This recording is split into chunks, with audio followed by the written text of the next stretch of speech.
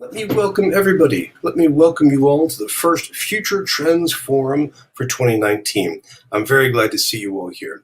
My name is Brian Alexander. I'm the forum's creator, host, and chief cat herder. I'm looking forward to our conversation today. Before we begin that conversation, let me just introduce the forum. Let me explain a bit where it came from, how it works, and then we'll dive right in. So you should know that the forum is a discussion-based tool. This is all about conversation between myself, a wonderful guest, and all of you. And our whole idea here is not to present. After all the slides I have here, just for another minute, are going to go away. The idea is to have discussions of ideas and practices about the future of higher education. Now, this is a spin-off from a publication called the Future Trends in Technology and Education Report. If you haven't seen FTTE, it's a monthly trends analysis that looks at trends reshaping higher education and technology. We've been tracking these for nearly a decade. There are about 86 of them, ranging from economics to demographics to a variety of technologies and pedagogies. So if you want to find out more, go to ftte.us and you can download some samples. Now, the FTTE report and this Future Trends Forum are together combined in a project called the Future of Education Observatory, which is a continuous multimedia, ongoing, and very social way of trying to apprehend the future of higher education and technology. That includes the report, that includes this forum. It also includes a blog, a book club, even a bookstore, and more to come. So if you haven't seen it, just go to futureofeducation.us and you can learn more. Now, we can only do this work with the help of certain very generous people and organizations, and I'd like to thank them before we go further. First, let me thank NYSERNet from New York State, a nonprofit that helps that state's colleges and universities get online, get on broadband, and do great things together with network technology. We're very grateful to them for their support, and we also appreciate their fine work. We're also grateful to Shindig, because as you can tell, Shindig makes available this technology we're using right now. So before I go further, let me just explain how it works in case you're new to it, or if you haven't been here for a while. So first of all, where I am right now, and where these slides are just for another minute, is called the stage. We call it the stage because everybody here can see and hear what goes on up here. This is where our guest is going to be, and this is where you can join us. I'll show you how. If you look just below me right now, you can see around you dozens of individual images, little squares of people. And sometimes they're represented by a silhouette, sometimes they're represented by a photo, and sometimes by a video feed. So I can look right now at Kathleen, for example, who is looking at me and probably wondering, why am I talking about her? Each of those represents a single person or a sign-in, sometimes a small group or a room. And so you can just mouse over these and learn more about individuals. And in fact, if you're really interested in talking with one of those individuals, you can double click on their icon. And if they want to talk to you and their technology is working, your two icons will click together like Legos. You can have your own private audio-visual bubble conversation, which is pretty nifty. Now, if you'd like to have a conversation with the rest of us, there are three main ways to do that. Look down the bottom of the screen. You'll see a white menu bar running along it. And there are a few different options there. On the far left edge, you'll see what looks like a silhouette of a few people and a number, 46, actually 47 now. And that, if you click on that, will pop up two different windows. The window on the left will give you a kind of film strip view of everybody who's in here, which is pretty handy. On the right is a chat box, and that's just a basic classic chat box that lets you chat by text with the nearest 18 or so people who have come in with you. So right now I can see Jennifer England, Robbie Melton, Robin Cox chatting away in mine. So if you haven't done it already, just take a second, introduce yourself in your chat box. All you have to do is say hi, who you are, and where you're from today. And people use the chat box throughout. We find it's often for informal conversation, trying out ideas, floating questions, often sharing links to resources or citations even. It's a pretty handy tool. Now, back to that white strip. Next to the chat box pop-up link, you'll see a question mark with a circle. If you press that, up will pop a little window which will let you type in a question or a comment that you'd like us to ask. So when there's a right moment, what I'll do is I'll flash it on the screen so everyone can see it, and then I'll read out loud so everyone can hear it. And that's a pretty popular tool. People use that a lot, especially if they are not in a position where they can do video.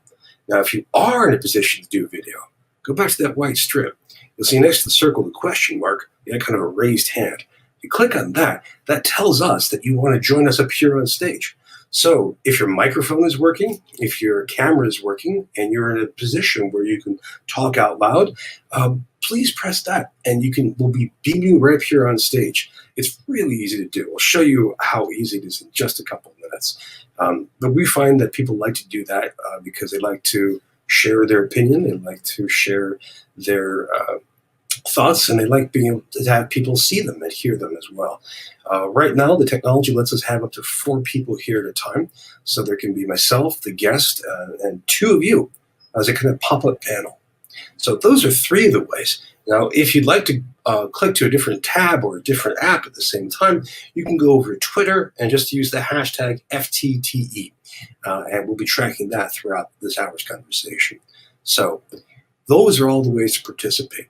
What I'm doing right now, or talking to you, I'm going to stop doing it in a minute. The key thing is to hear from you, to hear your ideas, your feedback, your howls of outrage, and your shouts of jubilation. That's what we're looking forward to. And we're very grateful to Shindig for enabling the technology to make it all happen. And we're also grateful to our supporters on Patreon. Patreon is a crowdfunding project that you support someone making stuff, be it music or comics or books. In this case, it's us making all these different media projects for the future of education. People on Patreon contribute as little as $1 a month just to make sure that the lights are on and all the machines are running, and we're really grateful to them. In fact, if you look at this board, you can see that we have some people who are really, really generous, and we really like to thank them. So folks like Matthew Henry, Rodney Hargis, Jeannie Kim Han, Paul McConaughey, Michael Higgins, Kyle Johnson, Bob Johnson, Chris Lott, Laura Armour, Robin DeRosa, Tom Ames, Patrick Faverty, a whole bunch of people. There's more than 110 actually supporting us on Patreon, and we're really grateful to them for their support. You can join them. Go to patreon.com/Brian Alexander. Okay, well, that is who supports this work. That's what the technology does. That's where it comes from. This is our intention. So let me just cut to the chase now and introduce you to this week's guest. I'm delighted to welcome Arya Charnik. She's the founder and director of open source pedagogy research and innovation at Duke University. She runs a project called Osprey, which is an interactive discussion about open education and innovation. Let's learn more about her. Let's figure out what she does. And again, as we talk, what we want to hear from you is your thoughts and your questions. So if you would like to, please join us with video, use the chat box, ask a question, and we're looking forward to hearing from you. Now, welcome, Arya. Can you hear us okay? It's fine, thanks. Beautiful. It's great to see you. Thank you so much for taking the time to join us. We really appreciate it. I'm so happy to be here, and I love what you said. I've got lots of howling outrage and jubilation, so. Well, we'll see what the forum can come up with. Let me ask the first and most vital question, which is, where are you today, and what's the weather like? I am in Durham, North Carolina, and the weather is gray, but not too cold. Oh, not too cold. Very good. Well, I hope you stay warm. I introduced you with that little slide and just a quick, shout about your work, which I possibly have mangled. So to deepen the picture that the forum has of you, let me ask you a different question. For the rest of 2019, calendar 2019, January through December, what are the big projects, the big topics that you're going to be working on in your role? Yeah, so probably what I've been working on, which is how to really significantly and I hope radically change what it means to spend time in formal education. And so, yeah. Well, that's a lot. That's a lot to think about. Friends in the forum, I'm going to be asking a couple of questions, and I have dozens and dozens of questions in my mind. But as we start going, please, I'd like to hear from you. You are the ones who generate the best questions and comments. So again, just use that chat box to bop ideas around with your fellow forum mates. click the raise hand if you'd like to quickly type in a comment or a question, and use a video if your technology is ready. And we already have a couple of questions that came in ahead of time, but the first one I want to ask is, at a major university like Duke, how do you make this happen? I mean, thinking about how to revise higher education, what are the levers that you pull? What are the buttons that you press to make that change happen? Yeah, finding really good colleagues, finding really good advocates. I think collaboration is really at the heart of my work, and it's not just kind of lip service. There's no way I could be doing this work if I didn't have the colleagues and the collaborators that I do. And, we hear so much about how students aren't valued or listened to in education, and I think in a lot of ways that's true. Right? But there are ways in which they actually have a really strong voice, and my method has been do the work with the students and do it on the margins and try and push it into the center. And that has so far been successful in that I don't really have to convince anyone that students respond to this kind of teaching and learning, because it's pretty obvious when students are responding to it. It should be, yes. Well, in that case, tell us, thank you for answering that question. And I really appreciate you raising students so quickly in our conversation. That says a lot. Tell us about Osprey, if I'm pronouncing it correctly. It looks like Osprey. Yeah, that's right. So Osprey is a project that I started about 2.5 years ago at Duke, and started as a conversation actually with Red Hat, which is an open source software company. I was having a really hard time getting support doing the kind of work that I thought needed to happen in education, and was really amazed at what was going on in the business sector, and particularly around technology and rapid innovation. And the way that some companies were really embracing what was going on in the world in terms of using design principles to develop ideas, to develop products, and really thinking about collaboration in a new way, as not just kind of divide and conquer group work, but really thinking about what it means to create something together. And Red Hat happened to be in Raleigh, which is geographically next door. And so I went to Red Hat and said that I really, that the open source values and principles that had been driving their business culture and their kind of services and product development, I thought could really do amazing things in an academic setting. And so started having conversation with Red Hat about what it would look like to support some of that work within a traditional academic setting. So Red Hat played a major role for you. Yeah, they did. And what are some of the... Sorry. The work. Well, that's excellent to hear. And then, so does Osprey then, powered in part by the support of Red Hat, empowered in part by your vision for where education could go, do you then work with numerous faculty and staff across Duke, or do you have a particular subset of the university that you engage with? It's across. I mean, it's very interdisciplinary. So it's across Duke. It's across sectors, across K-12. I mean, a lot of my work is going into K-12. So a lot of partnerships around Durham. But so some of the work that Osprey does might look like probably not traditional classes, because not much that I do looks traditional, but students can get credit for it, for example, and the learning takes place over the course of a year or semester. So in that sense, Osprey has what might be called courses, but Osprey also supports kind of day-long or even shorter learning experiences, and that's where we can partner really nicely with Durham. And Osprey also does research, and so it's a lot of different activities, the kinds of activities that I hope will become more and more common in higher education and in all education.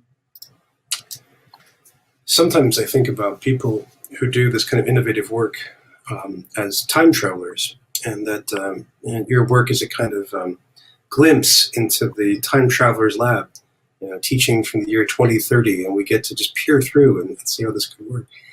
What are some of the changes? What are some of these new ways of learning that Osprey supports? Yeah, so I think about Osprey as being open by design, and open meaning everything from transparent, inclusive, diverse, of course, open educational resources, both in terms of using those resources in the learning process, but also in terms of producing those resources. So everything that students produce, create, work on at some point will be made available for anyone who's interested in taking it and using it. But also meritocracy, collaboration, those are kind of the driving principles of Osprey, and I hope that those will be the kinds of driving principles of education in 2030, as you say. Hopefully before 2030. Oh, I hope so too. That's the advantage of seeing a time machine, because you can see these things working and then figure out how to use them right now. Do you find that that are there particular disciplines that respond well, departments that is, or are there the reverse? In the history of educational technology, certain departments really respond to tech and certain tend to avoid it. What's your experience with that so far? Yeah, that's a really interesting question, because in fact, so much of my work now involves computer science, STEM, but I'd say mostly computer science and some data science, which is not my background at all. My graduate degree is in 1790s British literature. So, wait, did we talk about this? We did talk about this. Okay. Yeah, so we can kick back and talk about Caleb Williams and about Matt Lewis. That's exactly right. But what is amazing to me is that what was going on in the 1790s, I think, is extremely relevant to what's going on today in terms of how we think about what is knowledge, who has access to it, and what is the kind of phenomenological relationship between knowledge creation and humanity. And that's why we talk so much about technology and how technology and education is kind of can depersonalize, and of course it can, but it doesn't have to. And that's kind of, I think, the thing to remember is we haven't really yet found a way to use technology in a way that truly can change education. So that's also part of the work is what does that look like? Because it's not just digitizing. You do research there as well. Ray Garcelon has a question, and I had to put this up before I get completely distracted and start making jokes about the Wollstonecraft family.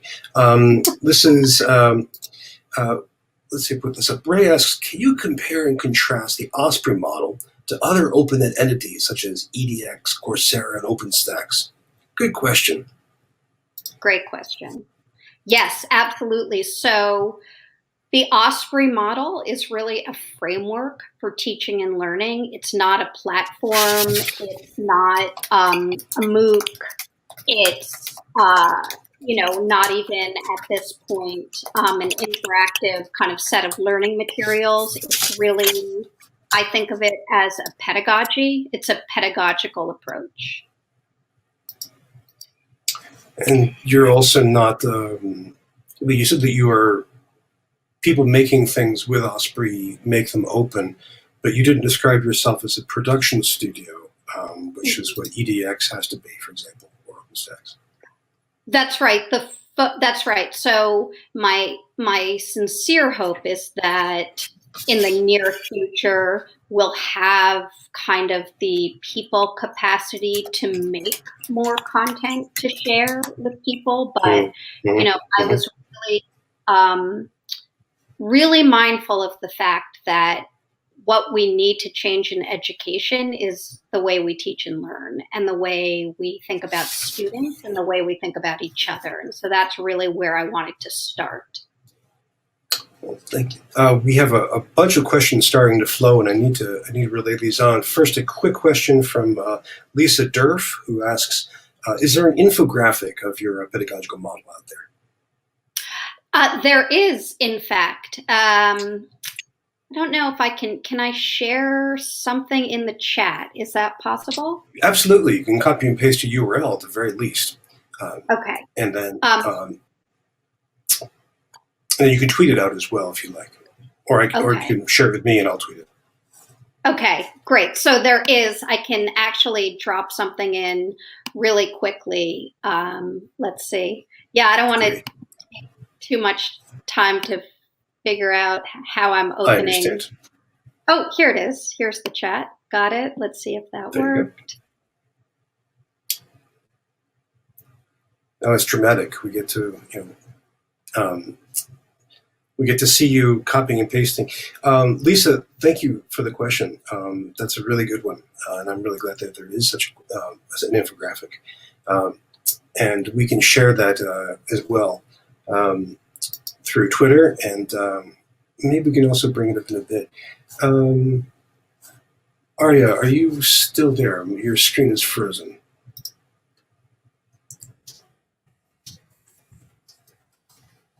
Let me just check, friends. Can you hear me? Yes, yes. Okay, great. You had a about 10-second freeze, and I just want to make sure everything was okay. Thank you for finding that. Ray had a follow-up question. I'm not in that chat group right now, but that's okay because we can share that around through Twitter, and we can also thank Lisa for asking that question. Those of you who are in the chat box in the chat room where that came in, if one of you is on Twitter, if you can share it out that way, then I can share it around with the world. We had a follow-up question from Ray Garcelon, who his first question asks, it seems like Osprey might serve professional organizations for collaboration. And Ray, if you want to follow up on that, you can join us in video because that's an interesting question. Go ahead, please. Oh yeah, I was just going to say that's very, very interesting that you asked that. I think absolutely. So I'd actually be curious to hear a little bit more about that.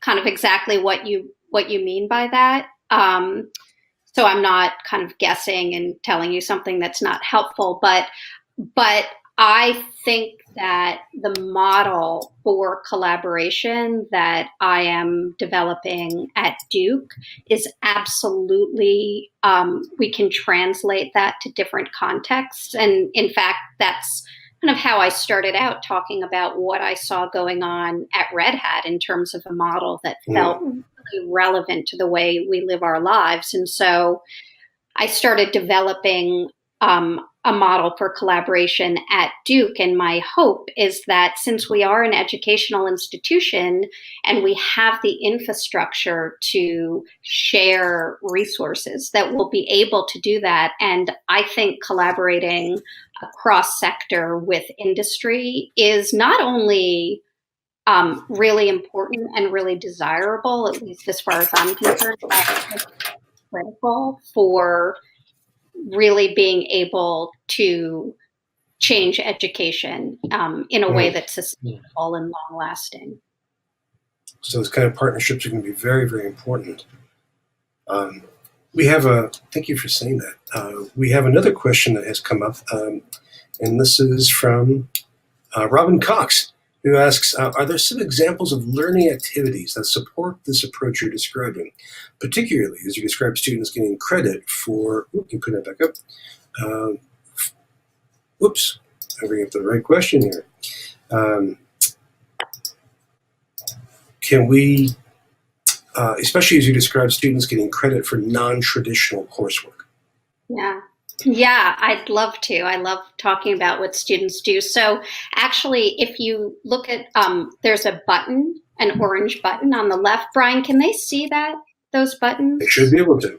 So Okay. friends, if you look on the very bottom left of the screen, there are 4 orange buttons. I think it's the top one, Open Source Pedagogy, Research and Innovation. Right, exactly. So that's Osprey, and you can find information there. But then there's one that's called CS by Us, and that is actually a student-initiated project that Osprey got involved with.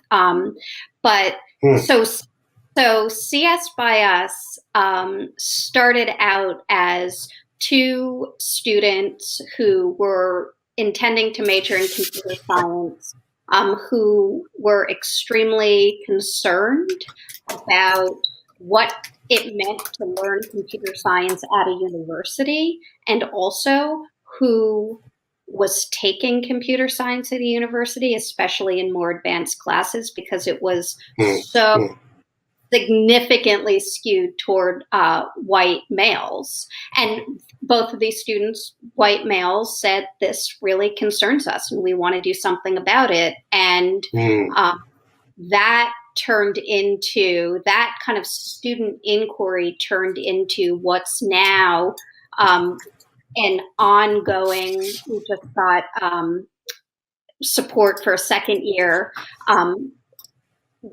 It could be a course at Duke University called Osprey Lab CS by Us. And this is students who are building open educational resources to computer science curricula that's been adapted from other open resources. And undergraduates go into middle schools in the Durham community and work with students for a semester, teaching them project-based design thinking inspired computer science curricula. And then they come to Duke and we have a showcase with the students, and it's really wonderful. Middle school. So this is an example where students get course credit, even though, as you can probably tell, it's not like a traditional course at all. No, not at all. But that sounds so inspiring. And it began with just 2 students on their own. Oh, that's terrific. That's terrific. That's a great example of, I think, at least the student-centered pedagogy that you're talking about. I also like the social justice angle of that. Now, let me see if I can. We had our earlier questioner, Ray Garcelon, wants to appear on video. And let's see if he's here. Hello, Ray. Can you see and hear us? Okay. There's always a moment of pause for connection. Okay. Can I be seen and heard? Beautifully. Good. Welcome. Okay. Thank you for having me out again. And I noticed you said you wanted something more specific.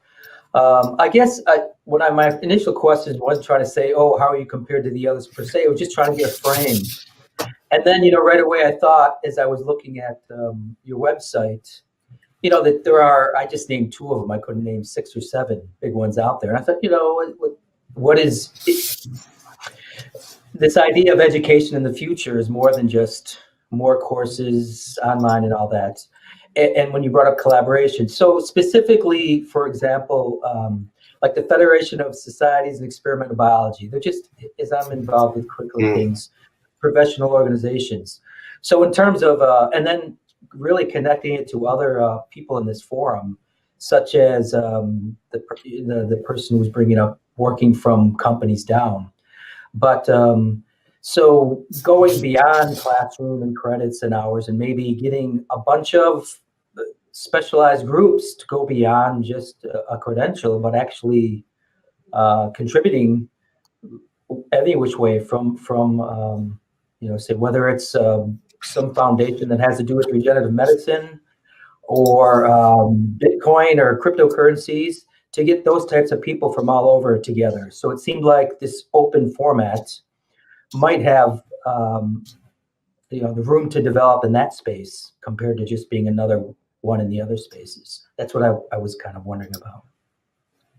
Absolutely. Thank you so much for the question. I totally agree with you. I think, and this is when I say, I think it's not just important, but it feels really critical right now for us to find ways. Really, to me, it's about finding ways for people to collaborate. It's, that's the sense that technology is important, but, the understanding how to collaborate in a way where we actually can, it sounds trite, but we actually can solve really complex problems together.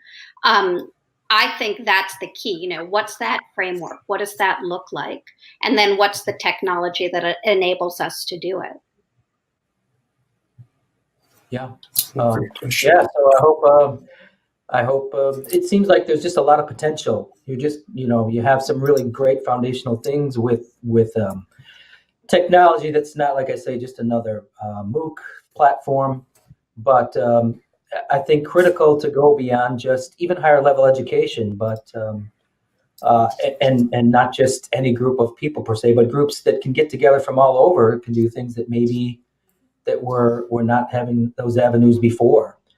So I'll definitely watching your website and telling other people. I'm now at one of the big I've joined Brian in the group here for the last year, and I was in Alaska for a while, and I was in Chicago. So now I'm in the Valley of the Sun, and I'm at the ASU, and so there's just so many different things we're trying. Oh, and yeah. I just see a lot of that everyone is. I'm just in one big Death Star of it now, and there's just so much potential. So when I saw your website, I'm saying, well, here's really an opportunity to go in the next maybe level of it and work around different ways. So and maybe even collaborate with people like we've had on here that I was really interested in, the HACS Foundation at Penn State, with technologies. They might allow greater forms of more interactive technologies that weren't maybe available on standard learning platforms. So best wishes and thanks for your efforts. Oh, thank you so much. Yeah, I am still kind of befuddled about why we think of ourselves as being identified with a specific university as opposed to like a specific area of interest. So, I think the more and more people who are working on similar things wherever they are do that together, I think is a positive thing. Well said. Thank you, Ray. Thank you. That's a great answer. All right. We have more questions coming up, and I want to flash one on, but just to let you know, so far we've been using all these different technologies on this platform. So you saw we brought Ray up right away. We beamed him up, even though I didn't get to use the Star Trek sound effect. We have all these text questions. So please share your thoughts and ideas. We have a few more coming up. One from Robin Cox. So let me bring this up instead so you can see this. Robin asks, are there some specific examples of learning activities that support this approach you're describing? Oh, I'm sorry. We already covered this one. That was a good question. No wonder I like it so much. I repeated it. So let's ask a different question. This is from David Raths, Campus Technology. He asks, can you give an example of a faculty member at Duke you've collaborated with to give you a better understanding of your work? Good question, David. Sure. Yeah. So I kind of have some key people and some key units. So learning innovation is a unit at Duke tasked with, as you can imagine, thinking about how teaching and learning is changing. It's a non-faculty unit. And they have been phenomenal collaborators. I think in part because it's not siloed in a discipline or in a department. So learning innovation, some colleagues at Innovation and Entrepreneurship And it's funny because as I'm saying this, I think there's a trend, but innovation entrepreneurship, the libraries has been an Yes. amazing collaborator. And, I'm based in the Social Science Research Institute. The director of the SSRI at Duke has been an incredible collaborator, incredible. Mm. And, as I'm saying this out loud, I'm realizing, those are all units that serve the university, right? Mm-hmm. Like across the university. And I think that's a really interesting point following up from the question that was just asked in terms of collaboration. And why are we thinking about even departments and kind of siloing things that way? So I hope that answered your question. I'm happy to say more if it didn't. And please follow up, David. David's a terrific writer at Campus Tech. And thank you for that. I have more questions, and I'd like to, but one of them I'd like to relay comes from someone who couldn't make it today. And this is from Dan McGuire, who asked a very precise question about open education. He says, what Creative Commons license should be used when teachers / faculty / students create OER content? Yeah. So that's, I think that's a really kind of personal and individual choice because, so my default is just CC BY. But I certainly understand the concern that creates a situation where someone could take your work and start charging for it. And so I understand the argument of putting a non-commercial, license CC by NC on work as well. So I think that's, I think it's a personal decision because I think it's about what you believe about the learning commons. And maybe it has to do with how optimistic you are in some way that people will do the right thing, how optimistic you are about free knowledge creating something bigger and better and more powerful than proprietary knowledge. I'm probably not like a super optimistic person in my everyday life, but as an educator, I'm pretty optimistic that free knowledge, unbounded, like really unbounded, will be more powerful than proprietary knowledge. And so my default is a CC BY. That's a really, really thoughtful answer. This is a very, very deep issue. We've touched this before, friends, on the Future Transform. We've had Casey Green from Creative Commons. We've had people from OA 2020. We've had a whole bunch of conversations, and this license issue really is a technical one, but it ties into a lot of beliefs and practices, as you just so nicely laid out, Arvia. You mentioned working with the library, and Duke has fantastic librarians. That's a really, really great organization. Do you work as well with open access and scholarly publication, or is it primarily OER? Yeah, I certainly know the folks over there, and they're doing really great and innovative work. I have tended to collaborate more with the librarians, just based on things that I've been working on and just my kind of history of collaboration at Duke. But I'm always surprised actually at how Duke does push the boundaries in terms of open access. They're doing really good work. Good. Oh, that's great to hear. It sounds like you're a one person, one woman revolutionary shop. Friends, that's the nicest thing anyone's ever said to me. Well, at least so far this year. I have a few more questions, but let me just encourage you again to share your own. If you can use the chat box to throw us some more ideas, and if you'd like to join us up on stage just by clicking the raised hand button, we're ready to throw you up here just like with Ray. And you can type in some questions on the question mark as well.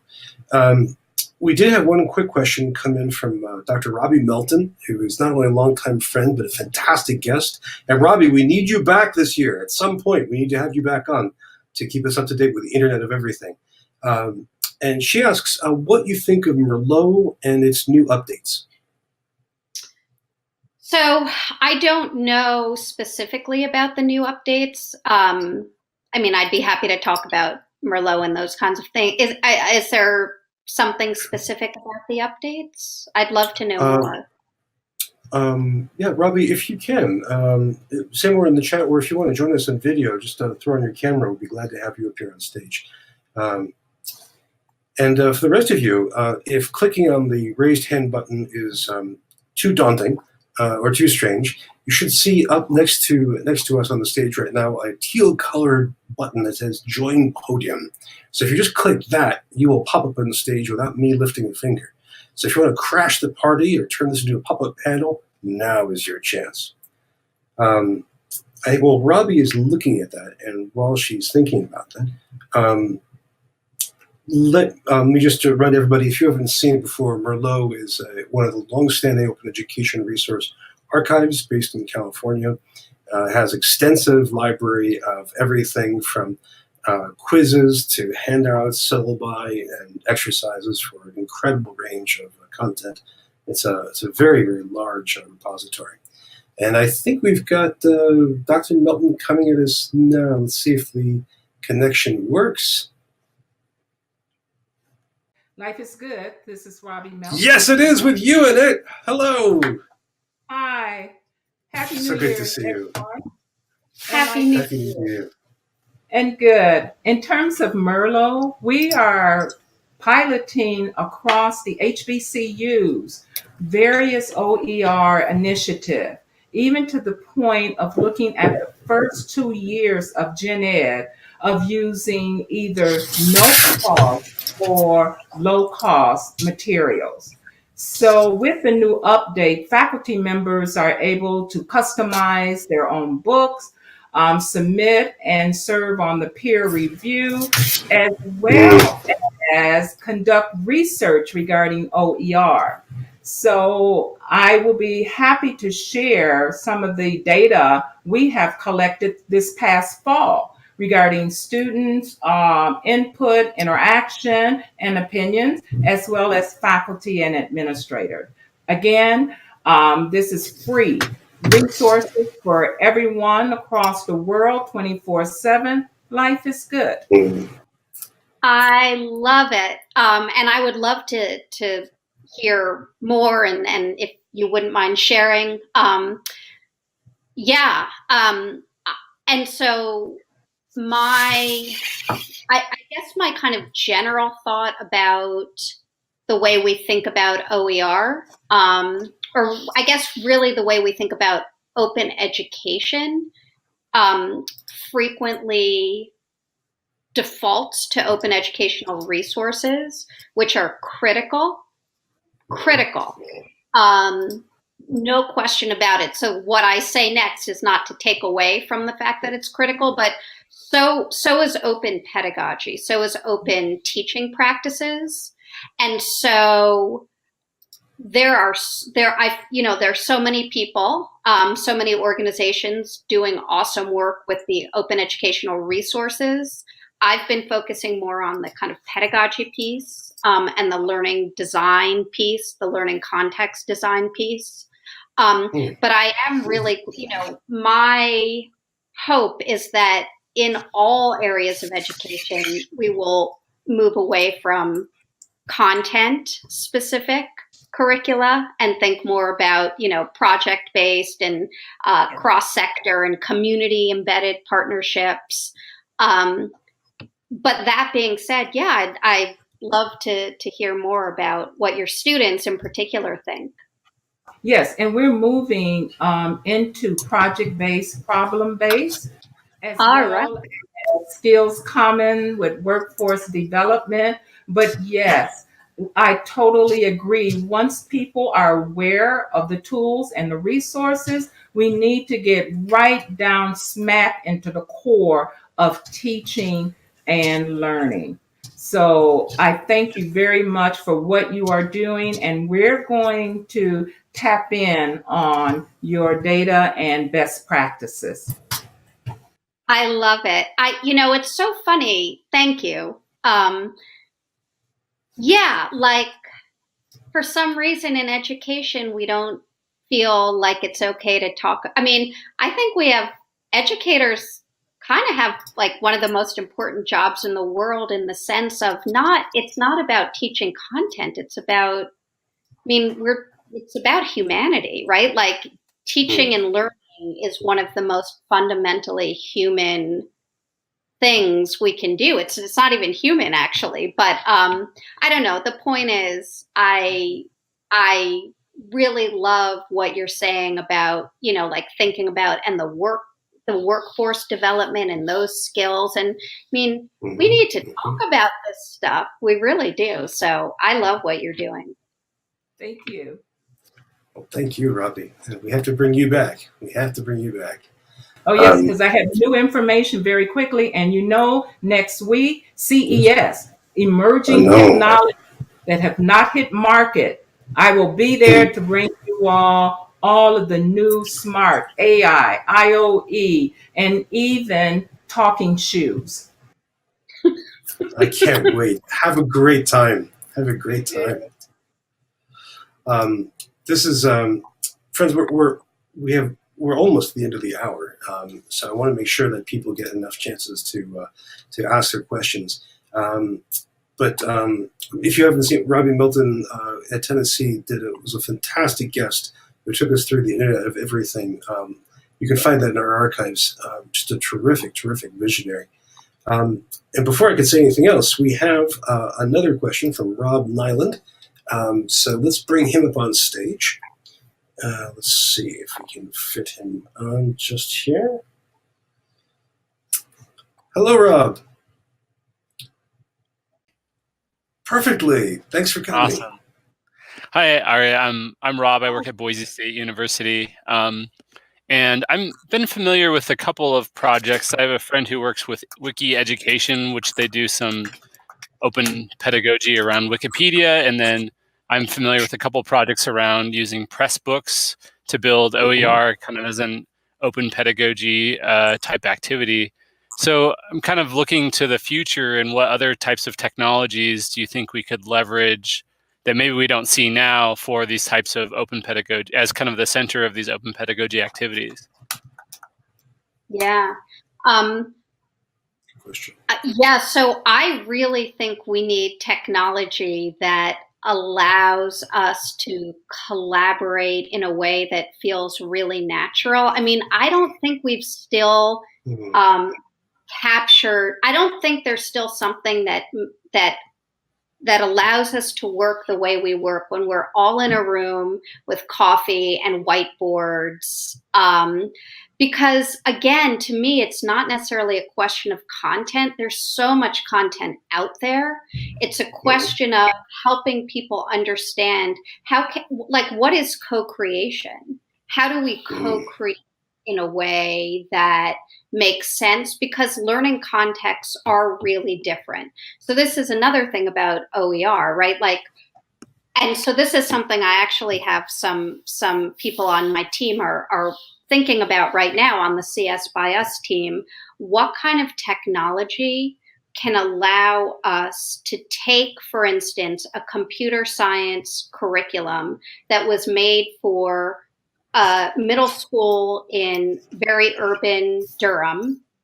What does that look like to teach in rural Idaho, for instance? And how can technology help us adapt that curriculum? Because of course, part of it is about the pedagogy, but teachers are so busy. That's really hard work. Adapting curricula is really hard work. So can we design technology that can do some of that? I think we can. I just don't think we have. So I think the kind of technology that allows us, first of all, to really work together the way we work in person, and then allows us to be able to change the resource based on our learning community and context. I think that would be amazing. Yeah, I think And a lot of the, sorry. No, please go ahead.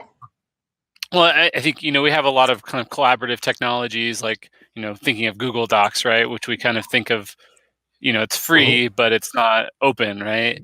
And so some of the challenges that kind of come along with that. And that's kind of why I've been interested in these kind of the Wikipedia and press books, where the kind of the foundation of them is open source. And so you really do have, ultimate ownership over those things that are created.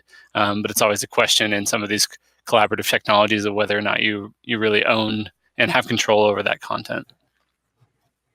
Yeah, I think we need to. I think that the concept of remix is really interesting. And when you say it like that, what's the kind of technology that would allow us to remix something, but understand where that, what's been the history of that remix? Yeah. I think people can build it. Unfortunately, I'm not a programmer, so I can't. But again, this is like the whole point of collaboration. I can't build it, but I know someone can. Right. Yeah, I think remix tends to get overlooked. I think it's one of the selling points that we make in open education is the ability to remix content. But I think oftentimes the technology gets in the way of actually allowing individuals to do that. And so, as you mentioned, faculty and teachers are busy people. And so once they have a resource that's working for them and they think, oh man, I would love to change this, but it's just not a really easy thing to do. And so they end up not changing it. That's exactly right. And there's no kind of contextual scaffolding around a resource. It's, here's a worksheet or here's a short story or something, but what about all that, what's surrounding all of that? That's maybe the learning object, but what's the learning context? Yeah. That's what we need to be able to capture as well. Right. Well, that's a terrific question, Rob. Thank you for asking. And a great question that yielded a fantastic answer. Thank you, Arya. There's a lot that this pulls up in terms of the philosophy and practice of teaching at the university level. We have one more question that has come from Stephanie Williams. Also, I think in the Valley of the Sun. Now, let's see if we can get everything working. Hello, Stephanie. Hi. Can you hear me? Hi. Okay? Beautifully. Hi, Arya and Brian. So we've been I'm at Mesa Community College, and we've been working with OER and are starting to think about exploring open pedagogy. So one of my specific question is, have you found that faculty are generally open to open pedagogy, coming from either a grassroots, so dealing with, you're smiling. the very first part of your question. Yeah, just the first part. Yeah. No, I mean, no, I don't find that. I find that some educators are really open to it. I mean, I think at the K-12 level, there's a lot more openness to that kind of collaborative pedagogy, open pedagogy, and also kind of positioning students at the center of the learning process. I think we have a really difficult situation in higher education where, the kind of tenure and promotion system and the reward system is built upon the practices that people like us are now trying to change. And that's a really difficult situation. So, it is hard. It's hard. It's really hard to get faculty, I think, particularly at in higher ed, to think about a more open pedagogy. In in all that that means, like in terms of both collaborating with others, but also in collaborating equally with students. I think that that was really difficult. And that's not to say it comes from a place where there's not an interest in it, but it's just kind of an unknown, and it's also not. It's literally not recognized in terms of your work. And so it's hard to spend your time doing that when you don't get rewarded for it. So what would you recommend? Or what have you seen work in the past? Yeah, I would recommend more people push up against the way things have been. I mean, we have, like we can do it. We just need to come together to do it. I think that, I think, so that's a really difficult question. So, I think it's like everything else in our 21st century world. I think the answer is both technological and human based, right? So like, I think we need technology that makes it easier to do open pedagogy, but we also need people thinking about it and working on it and establishing a framework for it so that we can come together and have it make sense across different institutions. Mm-hmm. Thank What you. a deep question, Stephanie. You just dug into that.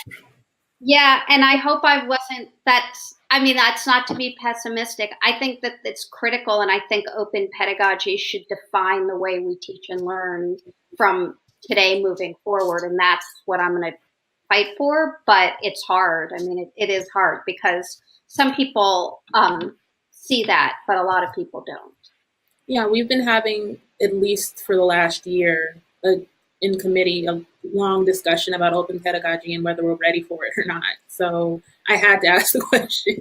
No, that's awesome. And I mean, that's very like forward of your institution. And so when you say open pedagogy, like what aspects have you been talking about in committee? Whether or not to bring it to curriculum, to incorporate students into OER creation, how to bring it into the classroom. So right now, faculty are more bringing it into like a classroom by classroom basis. So faculty who are already creating OER and have converted their previously paid textbooks into free textbooks or low cost textbooks, or now having students work with their curriculum and kind of doing it that way. So our district-wide OER committee have been having those types of discussions. Yeah. That's awesome. Yeah, that makes me happy. Yeah. The community college space does a lot of really innovative stuff in open. Yep. Absolutely. Stephanie, thank you so much for being here. Sure. Friends, we're almost out of time, and we have time for one last question. And this is from a great friend of the forum, Mark Corbett Wilson, who asks, does Osprey work with self-directed adult learners? Thinking in terms of pedagogy, for example. So, Osprey, like the way, what we've been, we would love to. We haven't yet, and we haven't been able to yet because it's just a capacity issue. So far we've been working with, students at Duke, and then of course our partner schools in Durham. So, but we would love to. I mean, that's the vision. That's the vision for education. Yes, that learning happens. I mean, now in the 21st century, learning literally can happen anytime, anywhere. And so it's something that's very top of mind for Osprey is how, what work can we do to contribute to that space? Well, you're doing some tremendous work, and I'm delighted that you could connect with the forum so that we could learn about it. This is just tremendous stuff. I'm really, really glad that we've had a chance to talk to you about it. we're out of time. It's at the top of the hour, and I don't want to make you late for your next thing. I do want to ask, what's the best way to keep up with you and to keep up with Osprey's work? Thank you. Probably Twitter, at Aria Chernick, on Twitter. Osprey also has a website. It's osprey.ssri.edu. And we can stalk you there. That's terrific. Please keep up fantastic work, and we'll circle back to learn more and more about it. I need to bid you adieu, but right now we also need to tell people about what's happening next in the Future Trends Forum. So let me just quickly bring this up so you can hear what we're doing next. And friends, thank you so much for the really good questions. I mean, this is what she's doing is some really, really innovative stuff that we can all learn from and be inspired by. Now, next week, speaking of learning inspiration, we have Professor Peter Felton from Elon University. Professor Felton does a lot of great work. He's especially keen on student-centered learning in terms of students as collaborators with faculty and students as producers of content, students as creators. He's done some tremendous work on that, and I'm really looking forward to diving into that. So stay tuned for next week where we're going to talk about student-centered learning. Now, meanwhile, we have just concluded our book club's reading with Xander Tufekci's Twitter and Tear Gas, a book that became incredibly prescient because the Yellow Jackets movement happened in France as we were reading this, and it gave us great insight. So we just wrapped that up. So now is your chance if you'd like to go through and finish reading the book, or to throw us ideas for the next book, because that is coming up for our next reading. And of course, if you'd like to get some great books, our bookstore is right there ready for you. Just go to brianalexander.org/bookstore. Now, if you'd like to keep talking about everything from collaboration, innovative pedagogy, to student-centered learning, we're all active in social media. Just use the hashtag FTTE on Twitter, or follow me at Brian Alexander at Twitter. We have groups on Slack, LinkedIn, and Facebook. You can follow Shindig at all those handles. Please stay in touch. And thank you so much for your terrific questions. And above all, Happy New Year to everybody. Bye-bye, and see you next time.